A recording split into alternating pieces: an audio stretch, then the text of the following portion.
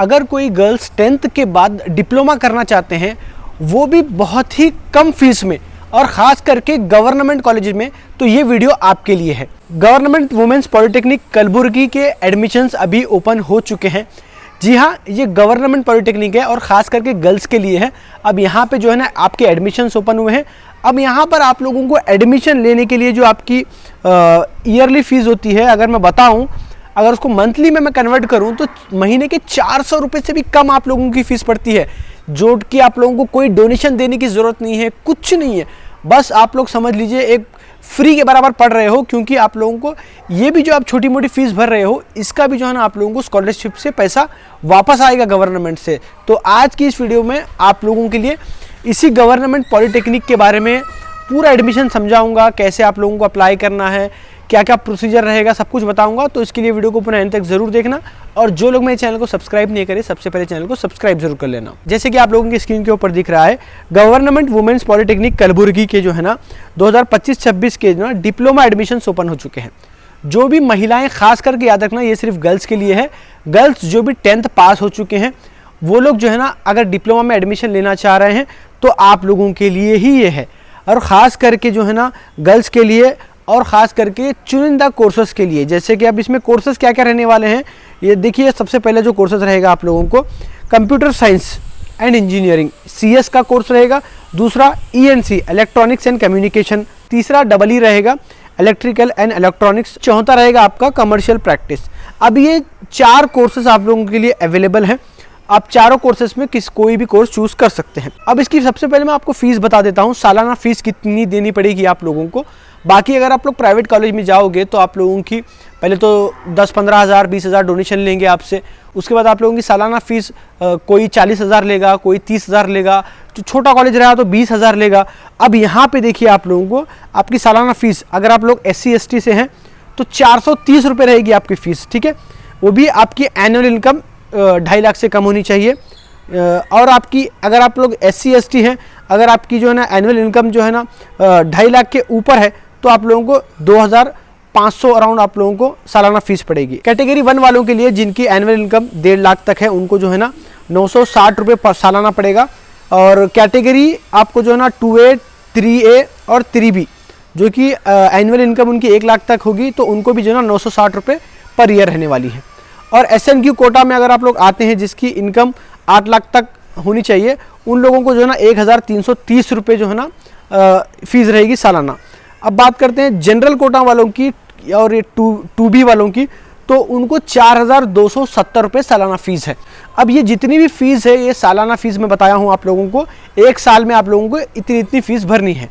तो अगर आप लोग, अब मैं 4270 रुपये 2B कैटेगरी की भी अगर मैं मान लूँ एक साल की फ़ीस, अगर उसको डिवाइड बाई 12 भी कर दूँ तो आप लोगों को 400 रुपये से कम में पड़ेगी ये फ़ीस। और साथ में ये लोग जो है ना आप लोगों को कॉलेज वाले ही मदद करते हैं स्कॉलरशिप अप्लाई करने में। तो अगर आप लोग कोई भी माइनॉरिटी की स्कॉलरशिप वगैरह अप्लाई करते हो तो आप लोगों को ये फ़ीस भी वापस आ जाएगी। अब बात करते हैं इसको अप्लाई करने के लिए, आप लोगों को यहाँ पे अप्लाई करने के लिए क्या क्या डॉक्यूमेंट्स लगेंगे। सबसे पहला आप लोगों का SSLC का मार्क्स कार्ड, जो अभी आपका रिजल्ट आया होगा। दूसरा स्टडी सर्टिफिकेट 10th की 1st से लेकर 10th तक। तीसरा आप लोगों का इनकम कास्ट सर्टिफिकेट। और चौथा आपका 371 हैदराबाद कर्नाटक जो होता है, कल्याण कर्नाटक 371J जो सर्टिफिकेट होती है वो। अब इसमें जो है ना आप लोगों को एक और चीज़, अगर आप लोग कन्नड़ा मीडियम से हैं तो वो सर्टिफिकेट अलग से लगानी पड़ेगी, नहीं है तो कोई बात नहीं है। और वहीं अगर कोई रूरल से है तो उसको वो भी सर्टिफिकेट लगानी पड़ेगी, अगर नहीं है तो छोड़ सकते हो। और इसके साथ आप लोगों को आपकी ओरिजिनल TC भी लगानी पड़ेगी 10th की, जो कि आप लोगों को आपके स्कूल से मिल जाएगी। अब कुछ लोगों की जो है ना ओरिजिनल मार्क्स कार्ड नहीं आया होगा स्कूल से, या ओरिजिनल TC नहीं आई होगी, कोई बात नहीं है। आप लोग जो है ना इंटरनेट से जो प्रिंट आता है मार्क्स कार्ड का, वो प्रिंट लेके जाओ, लेकिन हेडमास्टर की उस पर साइन होनी चाहिए आपके स्कूल के, तो वो भी लेके जाके आप डायरेक्टली एडमिशन पहले करवा लो। करवाने के बाद आप लोगों को बाद में जब डॉक्यूमेंट्स वो लोग पूछेंगे तो आप लोग बाद में भी सबमिट कर सकते हो। अब यहाँ पे एडमिशन क्यों लेना चाहिए, यहाँ पे क्या क्या फैसिलिटीज़ है वो बता देता हूँ मैं आप लोगों को। सबसे पहले देखिए, यहाँ पे प्लेसमेंट सेल मिलेगा आप लोगों को। जैसे आप लोगों का कंप्लीट हो जाएगा तो आप लोगों के लिए जो है ना खुद से आपको जॉब अपॉर्चुनिटीज़ रहेगी, बड़ी बड़ी कंपनियाँ आएंगी, आपको इंटरव्यूज़ वगैरह वहीं पे होगा, आपको जॉब नौकरी लगने की भी चांसेस है। दूसरा, आप लोगों का जो फैसिलिटी है गर्ल्स के लिए, हॉस्टल फैसिलिटी अलग से भी यहाँ पर मौजूद है। उसके बाद आप लोगों के पास यहाँ पर लाइब्रेरी भी देखने को मिलेगी आपके ये कॉलेज में, जो कि आप लोगों को बहुत काम में आने वाली है। उसके बाद यहाँ पर स्मार्ट क्लासेस जो भी वो भी देखने को मिलेंगे आप लोग। क्लासरूम स्मार्ट रहेंगे और ख़ास बात यहाँ पे CCTV भी इंस्टॉल रहेगा और कैंपस में आप लोगों को वाईफाई भी रहेगा फ्री में। अब बात करते हैं इसके एडमिशन प्रोसेस की। आप लोगों को एडमिशन यानी कि लेने के लिए जो है ना क्या प्रोसीजर रहेगा। तो सबसे पहले आप लोगों को पूरे डॉक्यूमेंट्स लेकर कॉलेज को चले जाना है। कॉलेज का एड्रेस है एवनशाई road, junior technical school campus. Landmark बोले तो मैं आपको B.Ed कॉलेज के यहाँ पे नज़दीक पड़ेगा आप लोगों को, या तो फिर चंद्रकांत पाटिल स्टेडियम के नज़दीक पड़ेगा। तो ठीक है, आप लोग गूगल में सर्च करोगे तो आप लोगों को ईजिली मिल जाएगा। अब वहाँ पर आप लोगों को जाना है। इनके पास एक फॉर्म मिलेगा, छोटी मोटी फीस रहेगी, 50-100 रुपये ऐसा कुछ फीस रहेगी फॉर्म की। वो फॉर्म फिलअप करना है, जो भी डॉक्यूमेंट्स वगैरह लगाने हैं लगा के सबमिट कर देना है। अब जैसे ही सब लोग फॉर्म सबमिट करेंगे तो वहाँ पे वो लोग जो है ना मार्क्स वाइज लिस्ट बनाएंगे, मेरिट बेस, किसके मार्क्स ज़्यादा हैं किसके मार्क्स, ऐसा इस हिसाब से लिस्ट बनेगी। तो जो सबसे ज़्यादा जिसके भी मार्क्स जो भी फॉर्म सबमिट किया है उसी में से देखेंगे कि किसके मार्क्स ज़्यादा हैं। तो ऊपर से जिसके मार्क्स ज़्यादा रहेंगे उनको सीट मिलती रहेगी। अगर कुछ बच भी जाते हैं तो आप लोगों को जो है ना ऐसे ही सीट आराम से मिल जाएगी। ये सारा प्रोसीजर है खास करके महिलाओं के लिए। तो अगर आप लोग इंटरेस्टेड हैं, डिप्लोमा में पढ़ना चाहते हैं तो तुरंत जाकर ये इसका जो है ना फ़ायदा आप उठा सकते हो। तो आई होप आप लोगों को सारी चीज़ें डिटेल में समझ में आ गई होगी। कुछ डाउट है तो आप लोग कमेंट कर सकते हैं, नहीं तो कॉलेज को भी जाके वहाँ पर पूछ के क्लैरिफाई कर सकते हैं।